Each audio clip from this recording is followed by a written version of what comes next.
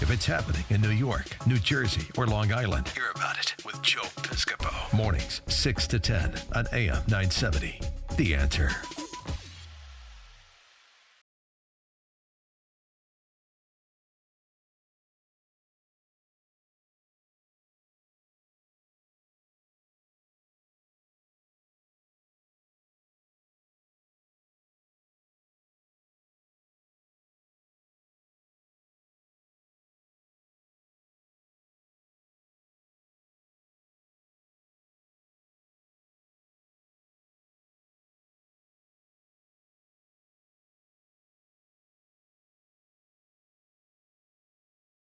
You're thinking, I'm a brother Piscopo put on the gospel music for me. That's not what happened, man. No.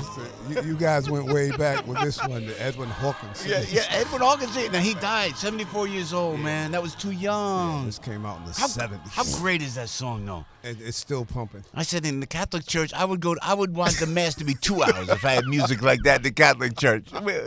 Whatsoever we do. It's so quiet. Elias, welcome, my friend. Thank you very much. God bless you. Nice to have you here, indeed. Thank Elias you, Husamudeen is the president of the Correctional Officers Benevolent Association. This man is a great supporter of law enforcement, and I put his guys at Rikers Island alone.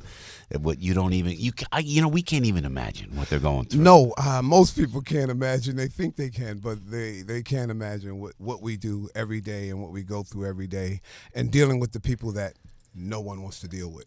Yeah, and what's interesting too at Rikers too, with respect to if someone's wrongly accused, right. if there is injustice in the criminal justice system, which I don't know, but can we think about law enforcement first? And it's great the way you stick up because it's nasty there, man. When you get these rapists and murderers attacking your officers, and the politicians always go, well, it never comes out in the open. No, it doesn't, and that's one of our biggest problems with the current mayor, who is like the which bird is that sticks his head in the sand? The ostrich. Well, that's pretty much what our mayor's like when it comes to correctional officers being assaulted.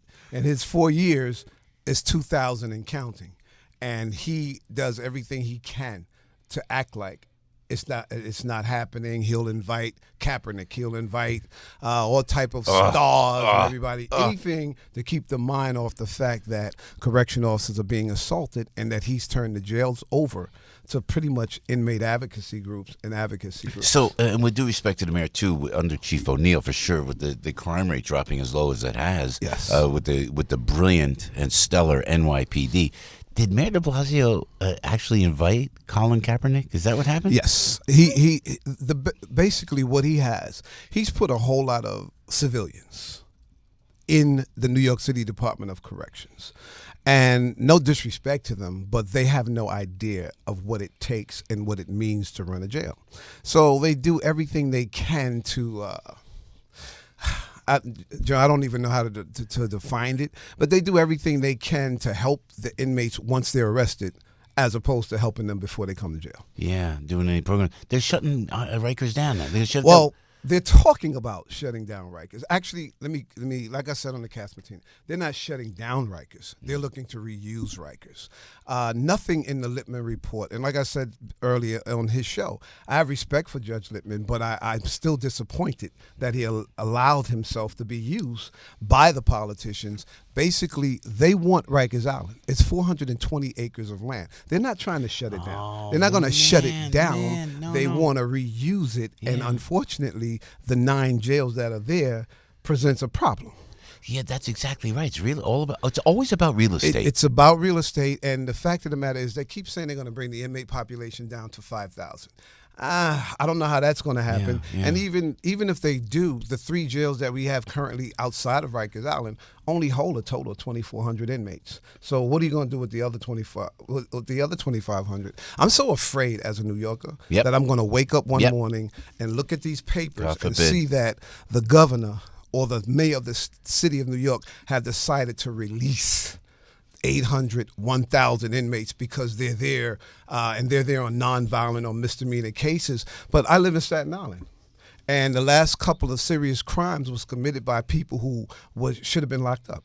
who was released on this program or that program. Yeah. And I'm really afraid to wake up one morning that in order to meet this goal of taking Rikers, they're just going to open up Rikers Island doors and let everybody out in the street. Wow. Now, in the State of the State address, Governor Cuomo called for eliminating bail for low-level offenders. Is it a good idea, bad idea? This is the deal. For us, for correction officers, that's out of our jurisdictional pay grade. The fact of the matter is, right now, there's less than 3,000 inmates out of the close to 9,000 inmates who are actually eligible for bail. There's about 3,000 of them who are bailable. Now, some of them are the one who shot the kid in the park in the eye. He has a bail. Some of them are the one who raped the old lady up in the Bronx. He has a bail. The problem is they can't make the bail. It's not that they don't have bail. So they're saying all types of things to make people think that the reason why Rikers or the reason why things are the way it is because people can't afford bail. Out of 9,000 inmates, there's less than 3,000 inmates who actually have a bail. Yeah. Yeah. Hey, Elias, so what's the rally you're doing Thursday, City Hall? On Thursday, we are, again, taking it to the steps of City Hall, taking it to the mayor to say, listen, take your head out of the sand.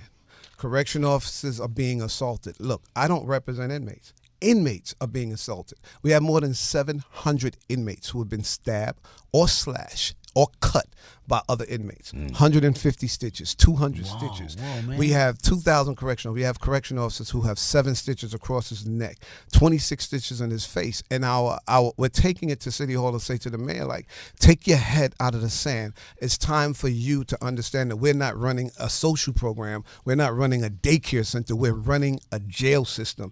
And all of these programs and things that you want to do for inmates are great.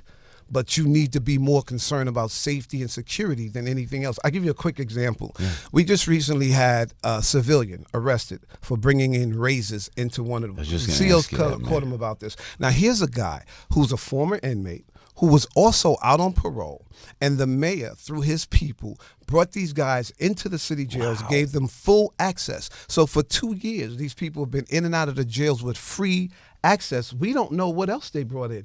We don't know what they brought in the last 2 years. We do everything we can to catch it. But if we have a mayor who doesn't put safety and security first, then we're in trouble.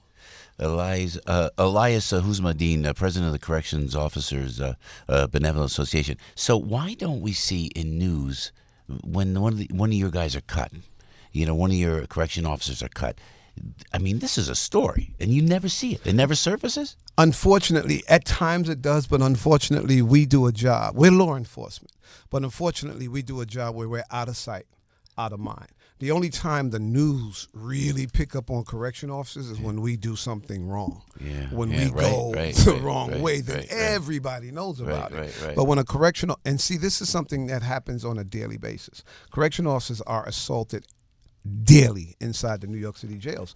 And unfortunately, and I'm not really Blasio bashing, but unfortunately it has happened more under his watch because of his policies that he's instituted since he's been mayor, and the people that he's brought in to run the jails. It's happened more.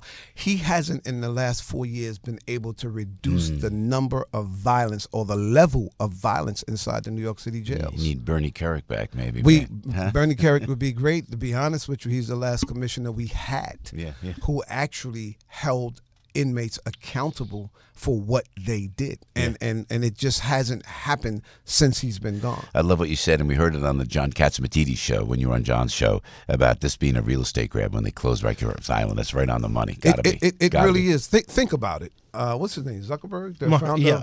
Why would he give a $6 million grant to a group of people who's running around saying shut down Rikers Island? See, the deal. Look, like I said, 420 acres, right? There are 9 jails on Rikers Island. Wow. There's a power plant. There is a hospital. There's an infirmary. There's a bakery. There's a laundromat. There's a huge food depot. There is this island has everything. So the dream of we're going to shut it down in 4 years, 2 years, 3 years, or even 10 years is what they really want to do. Because basically, if you look at this report that the Judge Lippman did, if you look at the report, basically everybody's there. American Express, Twitter, Facebook, anybody that benefits from a airport, they're all in this report, and they're all fighting and pushing hard to take this island back. My message to the mayor and to the governor is, it's your island. You're the governor. You're the mayor. Take the damn island. Just don't use correction officers as a scapegoat as to why you want the island. Be honest with New Yorkers. Say, we want this island because we've already determined that we can bring in $17 billion a year, that we can bring in an additional 12 million. We can fly an additional 12 million people a year into LaGuardia.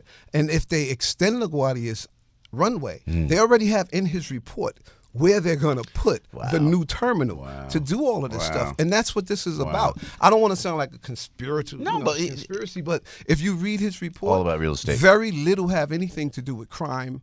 They said it's to help the Black and Latino community. I'm Black. I don't want a jail in my community. And quite frankly, I'm in Staten Island, so I'm good because we already told them they're not putting one there. So it's the other boroughs that have the problem. But we don't want jails in our community. Yeah. Elias, we'll let you go, but so what do you think could be done to improve everything at Rikers? I think the first thing to improve the condition in the New York City jails is to acknowledge that a crime is a crime regardless of where it's committed. So even after they're arrested and in jail, when they commit these crimes, they have to be held accountable. Yeah. The same way you want to hold correction officers accountable, we have to hold inmates accountable. We can't have inmates running around doing whatever they want and then trying to understand why we can't control the violence. The first thing to do is we have to control the violence. We have to control the jails. We're not social workers. Yeah. We're not social workers. We are law enforcement. How many officers you got under you, man? Currently, I have 10,600 correctional officers, active members, and 65% of my members live in the 5 boroughs. 40% of my members are women, and every day they don this uniform and they go rolling into these jails. Yeah. We do our job. We don't get the recognition that we deserve unless the union does it. Yeah. So the radio show's on this weekend? No, we're not. We're going to be back on, but we took a little. Like I said earlier to Frankie, I don't know how you guys do this every day. I mean, once a week I'm doing it, and it's like, I know it. You guys do it every day, and it's amazing. But we're still associated. We're still here, but not weekly. Elias, while you're here, if you don't mind, so Martin Luther King Day yesterday. Forgive me. Now, you know what? And now, you're Black, so I got to ask the question. And I hate to be paid. I know, this is the word. If it's Columbus Day, Columbus Day, you can ask me Italian questions, all right? Yes. But I mean, yesterday, all the politicians, they went up to the National Action Network with Al Sharpton, and they all started what seemed to me, and you would know best because I'm just like this old white guy, like patronizing the Black community, using Martin Luther King as a political tool for whatever reasons they have. I mean, did I misinterpret that? Well, look, historically, this is something that has happened in the African American community for a long time. I mean, for a long time, we've had politicians, and not just white, Black. It really doesn't matter what their racial makeup is. Historically, this is what we've had, and I don't want to take away from Dr. King because I got to tell you, every year that I listen, I hear something that he spoke about. Yeah, man. That's that true. I had no idea Yep. that he spoke about because I'm only associating him with I Have a Dream. Right. But when I hear some of the other things, I'm like, whoa.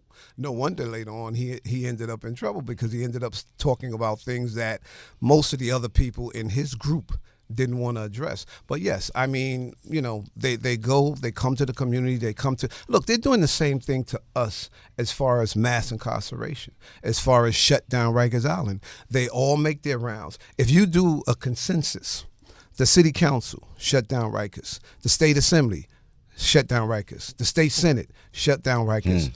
And they're all running around to the churches, and they're all running around to the social events and our social places telling us about mass incarceration. Then if you look at the list of the top 10 cities, you find that New York City arrests less people than any other of the top 10 cities as far as one per 100,000 that there is. But we have people talking about mass incarceration. We have people talking about school to prison pipeline. And we have them running around talking about let's shut down Rikers. And look, According to Judge Lippman's report, $11 billion is what they have to spend on building 4 new jails in the city. $11 billion. They're having problems in NYCHA, in the Housing Authority. They're having problems with the homeless. They're having problems with all types mentally ill. But they have $11 billion to build 4 new jails. You're just saying. I'm just saying. And all of these things, and this is what they run around yesterday. Yeah. But, I mean, look, Dr. King did what he did, and I'm very thankful for it, because I probably wouldn't be sitting here if he didn't. You're doing a great job. Thank you very much. Elias Husamudeen, president of the Correction Officers Benevolent Association, looking out for your men and women. Yes. They're doing a great job. The corrections, it ain't easy, man. So no, it's not. Thanks for coming in live, man. Thank you. It's no problem, man. Good to see you, Elias. God bless. Godspeed with everything, all right, man. And hopefully you guys will join us on Thursday. Yeah, Thursday, City Hall. Thanks, Elias. Piscopo in the morning. It's 8:21. Everybody knows this guy. Now, everybody knows he can do a radio show. Joe Piscopo. Mornings, 6 to 10 on AM 970. The Answer.